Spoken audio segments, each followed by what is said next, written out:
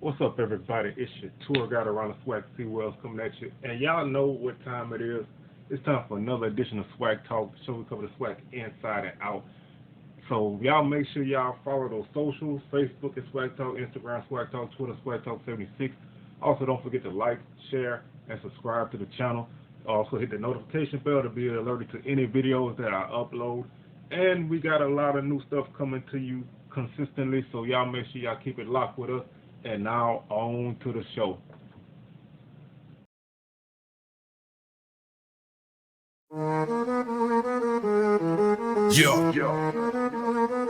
Yo, SWAC talk. Light on the mic, it's a play. Seawell's the guy taking us state to state. Catch us Wednesday, Sunday, stats on the buffet. From Grand Darren to the court, we got the say. Football spirals, hoop dreams in the chat. Chopping it up, deep dives on every stat. Texas to Florida, repping border to border.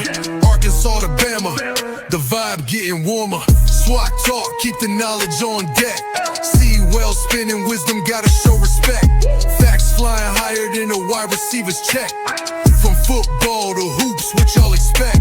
Guests roll through, dropping stories untold. Legends from the SWAC, spitting straight gold. Locker room vibe, secrets unfold. CW heavy like a championship hold. The South's got a rhythm, a culture to match. Each stat, each fact, another door latch. SWAC talk connects like a perfect pass catch. From Alabama skies to Florida's grass patch. SWAC talk, keep the energy alive. Wednesday to Sunday, where the legends thrive. Facts and stats sharper than a coach's knife. Ballin' on the mic, that's how we survive.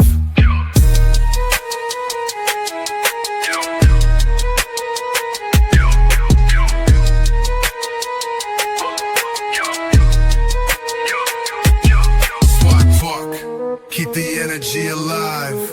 Wednesday to Sunday where the legends thrive. Facts and stats sharper than a coach's knife. Ballin' on the mic, that's how we survive.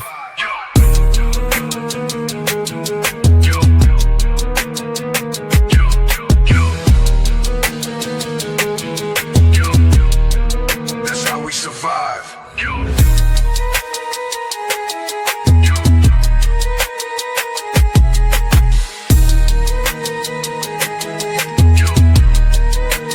Survive.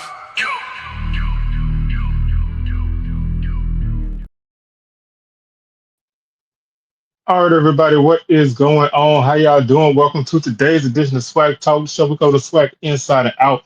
Of course, I am your tour guide around the SWAC Sea Wells coming at you, and we are gonna do a little something today. I put together a list of intriguing transfers to each team, one guy to each team, and y'all know I love disclaimers.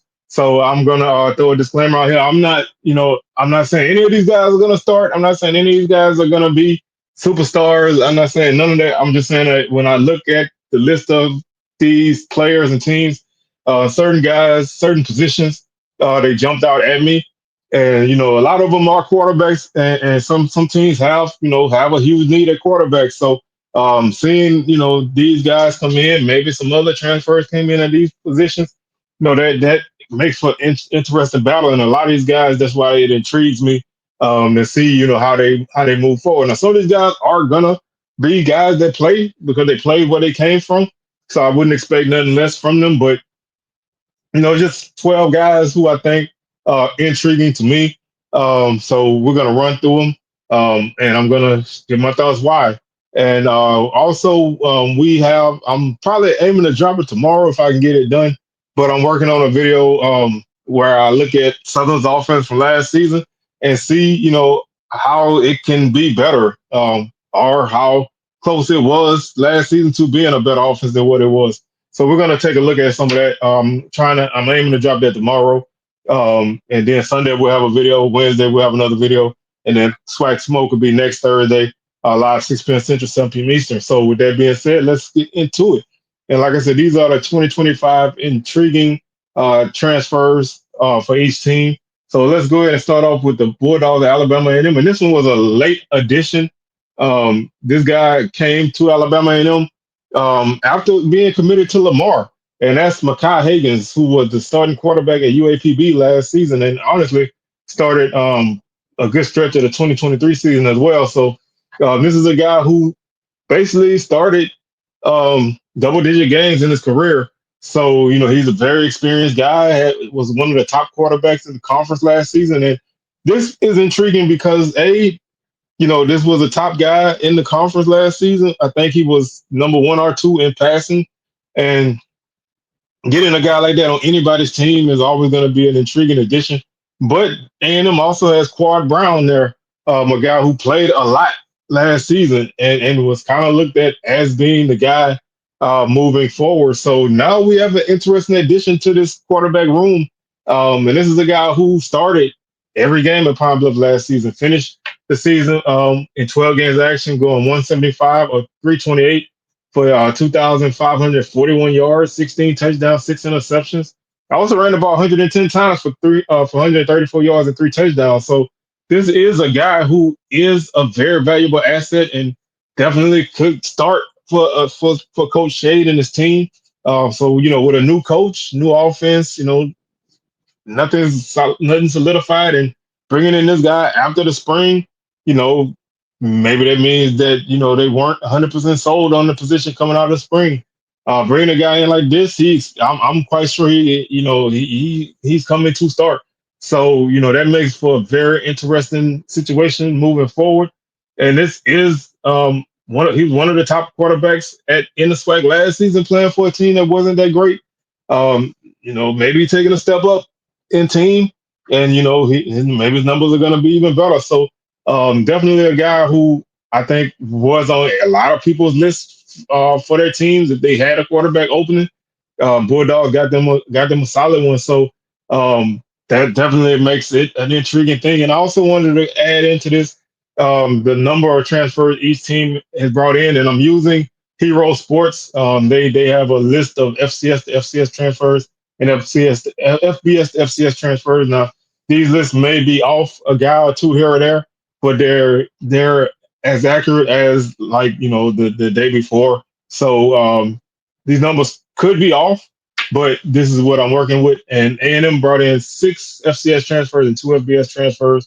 And like I said, Makai Higgins is the guy who intrigues me the most on that list.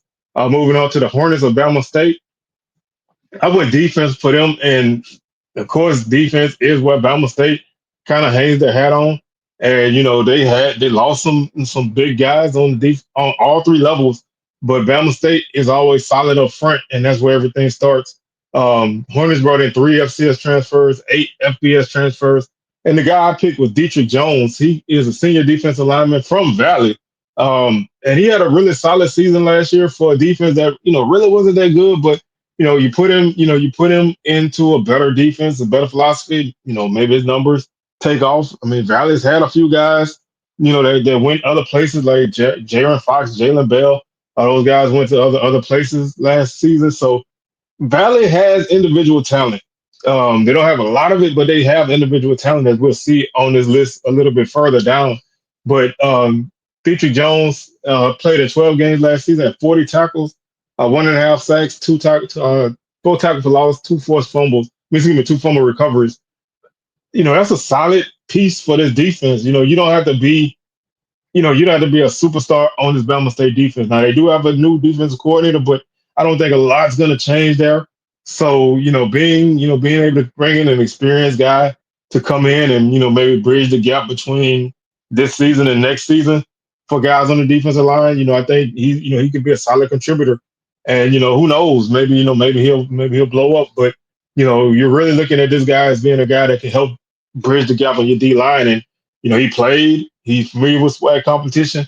I'm sure he'll get a little bit of a bump from playing, next to better guys and on a better team. So I think that was a solid addition. There was some offensive guys who I could have thrown on this list, but I've been looking at Bama State as a defensive team moving for the last few years, and adding a solid guy who is experienced, in game action and experience, classification wise, is always a good addition. And like I say, on this defense, he'll never have to be the guy, so he can always be a piece of something, and that definitely can help Moving on to Alcorn, I went offense with the Braves as well because losing Xavier Vaughn, at quarterback, who was a transfer last season, that left a big opening for the quarterback spot. Now they have Trey Lawrence, who been at Alcorn a long time, and maybe this is his time, but they brought in five FCS transfers, four FBS transfers, and Jalen Tolbert from Howard is a senior quarterback who is added to this list. And so, he's another guy who played, he hasn't played a whole lot, but he played in 6 games last season, went 72 of 116 for 820 yards, had 6 touchdowns, 5 interceptions, also ran the ball 18 times with 2 touchdowns. Um, that's at least for this season. That's another guy with experience, and like Loki say, I consider experience. So bringing in a guy with some experience can help. Even if he just pushes Lawrence to be a better QB, that could always be the thing. But guys like this always look at as they're not coming in to sit on the bench. So I think that makes for another addition to that quarterback room, and healthy competition. He's a guy who played some, and so he's not gonna be he's not gonna be shook by a lot of things. Although Trey Lawrence has played some valuable time in multiple seasons for Alcorn, not a lot, but due to injuries, he's come in certain times and had to run the show. So this should be an interesting battle. And like I said, anytime I see a quarterback position that's not 100% solidified and somebody brings in a transfer, I'm always going to be really intrigued on that side and see where they go. For Bethune-Cookman, I was really honestly intrigued with one of their running back transfers, but I wasn't really 100% sold on using him here because they did lose Dennis Palmer, and I think there's always going to be room to have a guy come in and play when you lost a key part of the offense. But I picked Ricky Shaw, who came from Wofford. He's a wide receiver. He's a junior. Wildcats brought in five FCS transfers, five FBS transfers. He played in 11 games at Wofford. Wofford doesn't really throw the ball a lot. So he had 10 catches for 181 yards and 1 touchdown. Those are not like eye popping numbers. But, with a guy like Malik Huggins on your offense, having another guy working next to him, they need weapons, in the passing game with Cam Ransom. They need weapons. And so, having another guy that can maybe make some things happen. I mean, like I said, didn't really have great numbers, but in his limited production, he averaged 18 yards a catch. So, that's a guy who can maybe be a threat down the field for you, help open up some things so the offense can get going. And Bethune Cookman, with the way the offense was last season, they need weapons. I mean, there's no shortage of that. And so, I think having a guy again, he's a junior, he played a lot. I think that helps. I think that helps a lot. So that is a good addition for me, and that intrigues me to see can they slot him in that offense where they're losing, tight ends who were very productive, and losing other receivers who were very productive. So, having somebody else slide into that spot, next to Huggins could be a good fit there. Um, Next up are the Rattlers of Florida A&M, and I could have chose any quarterback because they brought in a lot of quarterbacks this offseason. And I mean, they brought in 20 guys so far in the transfer portal, and I could have picked really anybody because they don't really have a lot of huge holes, but a lot of guys can step in and play valuable time for this team. But when you bring in so many quarterbacks, you're basically saying that is the spot that you're most intrigued in fixing, or at least solidifying. So that is gonna pique my interest. Um, I picked Tyler Jefferson. He's a sophomore. He's a redshirt sophomore. He comes from Central Michigan, which is where Daniel Richardson played before he went to FAU. So they have a connection there. He played in 7 games last season. He played in more games than any quarterback on their roster. He was a starter at times and a backup, so he was up and down the depth chart. Didn't really have a lot of numbers, but he, like I say, played in 7 games. I think he started 3. Um, He completed 27 of 58 passes on the season for 286 yards with a long of 30. He was fourth on the team in rushing with 207 yards and a touchdown on 43 carries. Um, he had a long pass of the season of 30 yards. He had a long run of the season of 44 yards. So again, he's not a guy who has a lot of experience. He's only a redshirt sophomore. He played in 7 games last season, but he did start 3 games. So those kind of things can help you a lot. Um, he rushed 5 times for 39 yards and a touchdown with a long of 44 in his third career start against Bowling Green. He was 7 of 17 for 62 yards and rushed for 37 yards on 8 carries with a long of 17 in his second start at Miami of Ohio.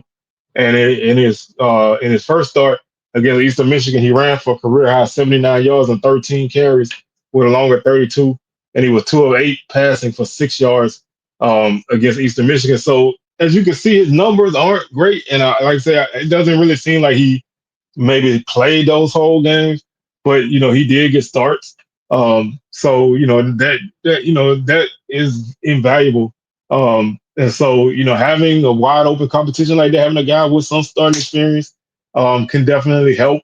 Um, and like I say, bring it in, but they continue to bring in guys after they brought him in. So maybe they're not 100% sold on him, but he does have something that he can add to the pot. So that intrigues me. And like I said, you could pick almost anybody who came in to be that intriguing guy, but he was the guy that I picked. And as you can see, he does have some experience. So you never can shy away from that. Next up is Grambling, and this one, I'll be honest. This one, kind of hurt my heart, man. I'm a Jaguar through and through. I'm a Baton Rouge guy. I'm a Scotlandville guy.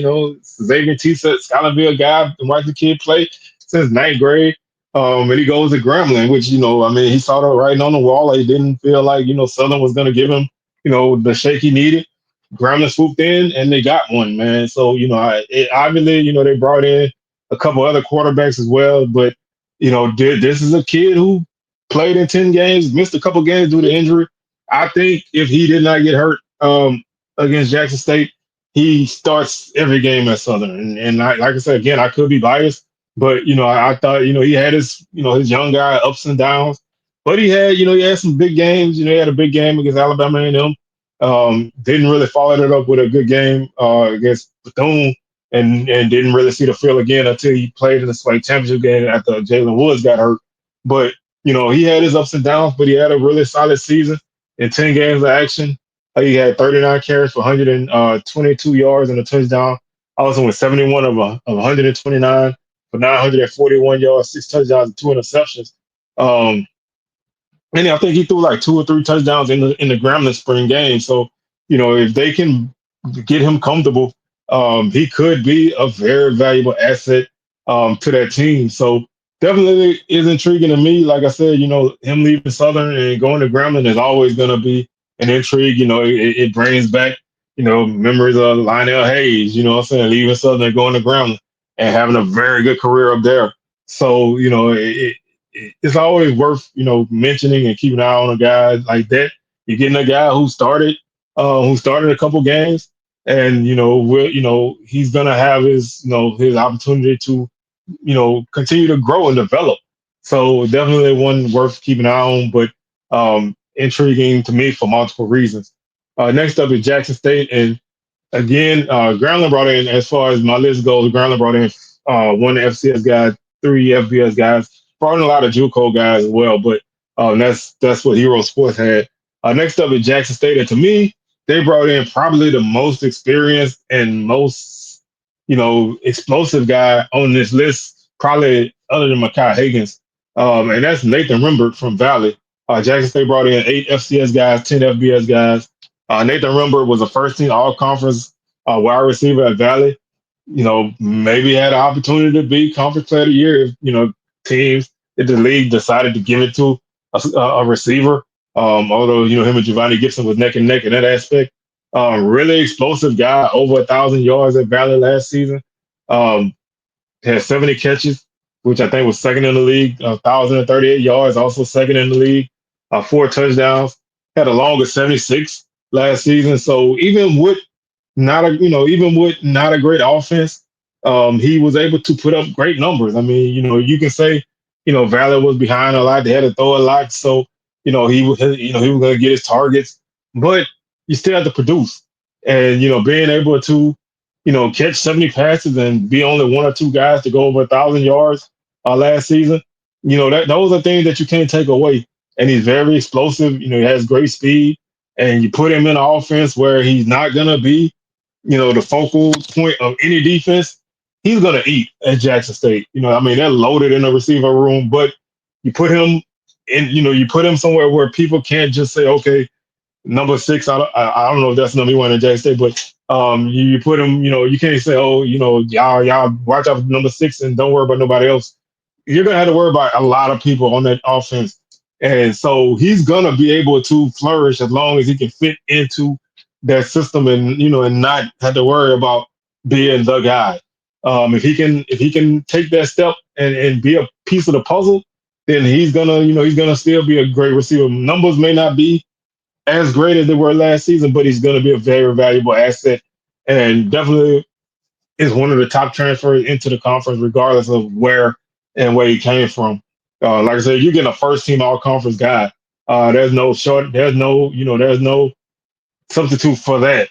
And so, getting a guy that, played in uh, 12 games last season, had a very productive season. You're getting a great guy, and that's a guy who a lot of people ears stood up when they saw he went to Jackson State. So the rich get richer, and so I think he's definitely intriguing because I want to see how he fits into that offense.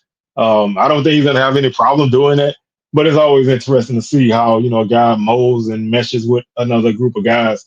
Um, and we'll see how he does.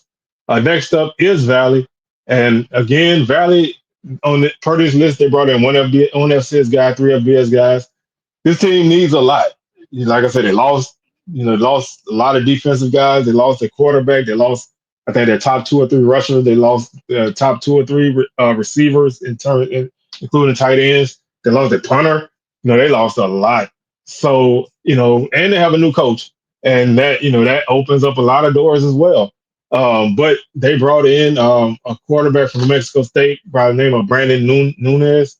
He's a senior, so he doesn't really have a lot of time, but he can again be a stopgap for your offense. Bridging between this season and next season.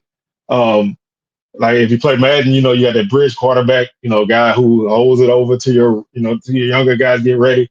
But he played in 6 games in New Mexico State last season. He was 12 or 30 for 89 yards, two touchdowns, one interception. He also ran the ball 26 times for 92 yards and a touchdown. So definitely a guy who can use his legs to some degree. Like I said, didn't really have the greatest passing numbers, but didn't really see a lot of action. So that's a guy who at least has some experience in college football. Um, how he's gonna do what they're gonna have around him. Is he even gonna be the guy? That's always a question when you have such a new group of guys coming in with a new coach. Everything's wide open. There's not a lot of established guys coming back. I think Ruben Lee is the only returning guy who even has any playing time at quarterback. So if he's still there, that makes for an intriguing battle between these guys and anybody else they bring in. So with everything being so wide open, there's nothing concrete, nothing you can say, okay, this guy is gonna be the guy unless he was a guy coming in who had Makai Higgins type numbers. But he doesn't. So does he take the reins? We'll see. But that makes that intriguing. Next up is Prairie, and that was a plethora of guys that you could choose for this list. They brought in, as far as I can tell, 15 FCS guys, 23 FBS guys. They brought in some D2 guys. They brought in some JUCO guys. They brought in a lot of new faces, and in Coach Jackson's new year, first year here. So I looked for an experienced guy, and I found um, Dylan Spencer. He's a senior offensive lineman, came from Central Arkansas, and he started 12 games last season. That's very invaluable When you have so many new pieces and new faces, and a lot of things are wide open. You need experienced guys, and having a guy who has 12 starts on the offensive line last season is always going to be a valuable thing. You brought in a lot of quarterbacks, returning a few quarterbacks. You brought in some running backs. You brought in guys all over the place. Um, I think having a guy with that much experience on the offensive line is definitely going to help that unit, and help your offense. So that was a pretty easy one. Even though there was a lot of faces to choose from, and a lot of guys who intrigued me in other ways, but I went with the experienced guy on the offensive line. You can't beat that. Um, he should be able to plug in and play right away. As we get to know we get to know the systems that Purview is running out there on both sides of the ball, and that makes him very, very valuable for them. Next up is Southern, and I really went a couple ways with this one. I started to go with Franklin, the running back, because Southern has a vast opening for carries and running back, and they don't have a lot of experienced guys. But quarterback is always going to intrigue a lot of people. And when you bring in a guy, who does have some explosiveness, not a lot of experience in game, but he does have explosiveness. And you look at some people look at it like this guy's coming in and take the job. I don't want to. I can't argue one way or the other. I thought coming out of spring, Jalen Woods looked sharp. I thought Jamari Jones looked sharp. I guess the coaches see something that they want to fill. So they brought in Cameron McCoy from Jackson State. In his first year at Jackson State after transferring from Eastern Michigan, he played in 8 games last season. It was 18 of 38 for 310 yards with 4 touchdowns and an interception. Also ran the ball 24 times for 163 yards and 2 touchdowns. So you're bringing in a very explosive guy. His first game against Lane College, he had, I think, a long touchdown run. He's a guy who can get down the field really quickly. How much he develops as a passer is always going to be up for up for scrutiny. Um, and adding another quarterback to that group makes this an intriguing transfer. Southern brought in 3 FCS guys and 2 FBS guys.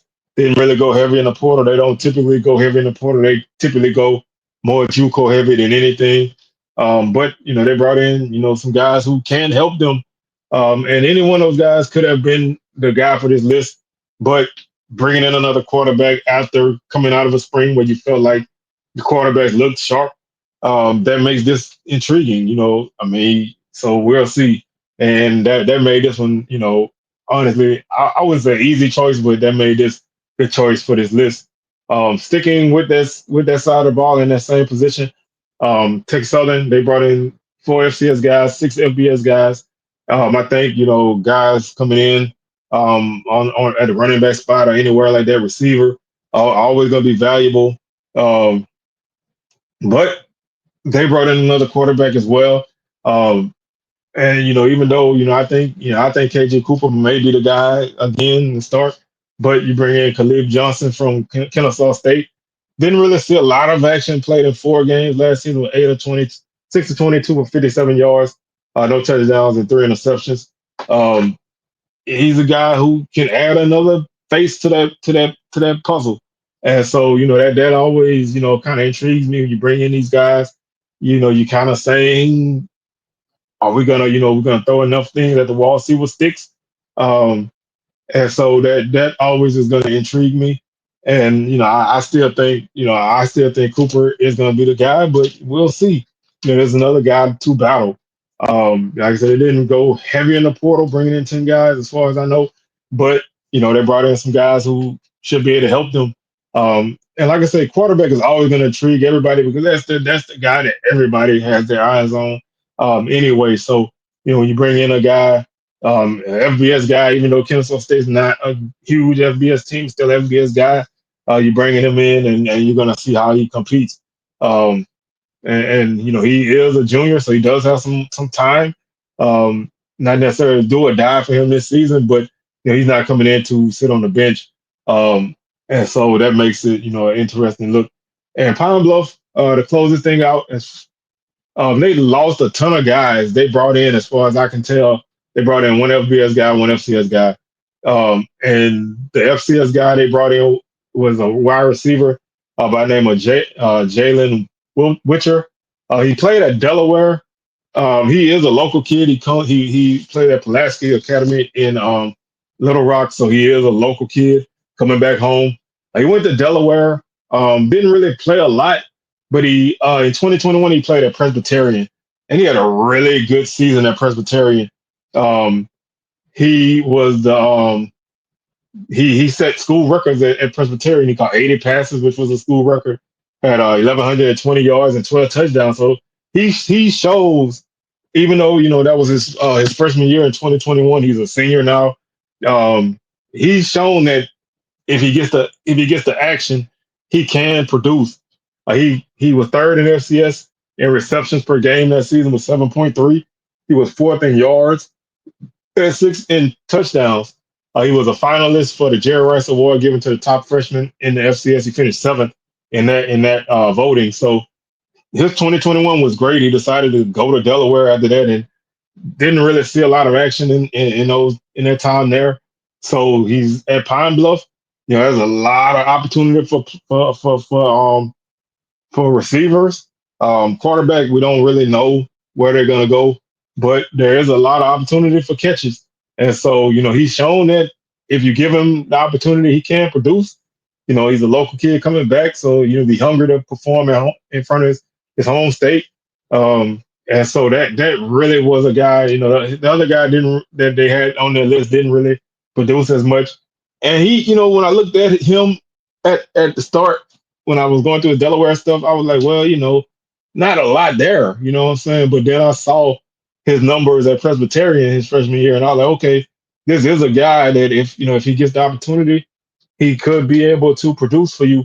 Now, that's not to say that he's going to automatically come in here and come into Pine Bluff and just put up these kind of numbers, but the potential is there, and you can't ignore that. So that's what made me put him on this list, because I was like, really, you're bringing in a couple guys, and neither one of them really has a lot of production. Um, but that's a huge difference. And so that made him make this list. So with that being said, man, I'm your tour guide around the SWAC Seawells. I'm signing out. I will catch y'all on the rebound. Peace.